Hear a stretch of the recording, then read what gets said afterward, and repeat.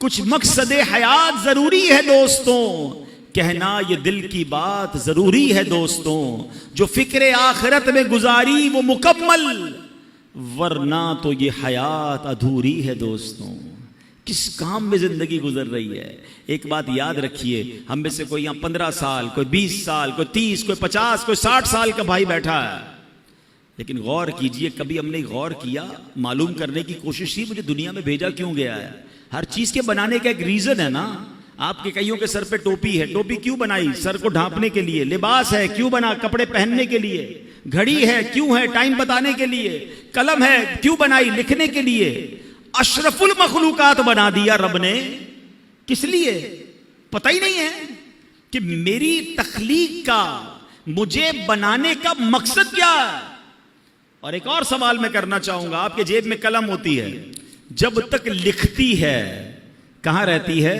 جیب میں، سینے کے ساتھ۔ لکھنا بند کر دے، ختم کر دے، پھر کہاں جاتی ہے؟ ڈسٹ بن میں۔ مقصد ختم ہو گیا نا، اب اس پین کا حاصل کوئی نہیں ہے۔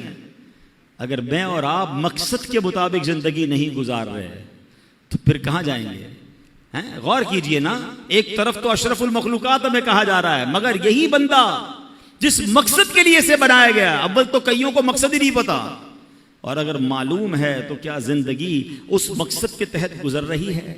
اب مولانا جلال الدین رومی بہت مشہور صوفی بزرگ ہیں، فرماتے ہیں اگر تمہیں بادشاہ کسی خاص کام کے لیے بھیجے، چلیں آج کی زبان میں کہہ دوں کہ آپ کا کوئی سیٹ ہے، باس ہے، کہیں آپ جاب کرتے ہیں، ٹھیک ہے نا، آپ کا افسر ہے، آپ کو کہے خاص کام ہے، فلاں کام کر کے آؤ، آپ وہ کام کرنے نکلیں اور راستے میں بہت سارے دوسرے کام کرنے لگ جائیں، اور پرٹیکولرلی جس کام کے لیے بھیجا وہ کام ہی نہ کریں، تو بتائیے وہ بادشاہ جو ہے یا وہ جو باس ہے، وہ آپ کا افسر ہے، وہ خوش ہوگا یا ناراض ہوگا؟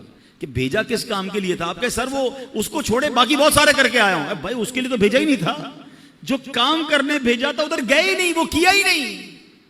اللہ اکبر، یعنی اللہ نے مجھے اور آپ کو اپنی عبادت کے لیے بنایا ہے، اب عبادت چھوڑ کر ساری دنیا کے کام کر رہے ہیں۔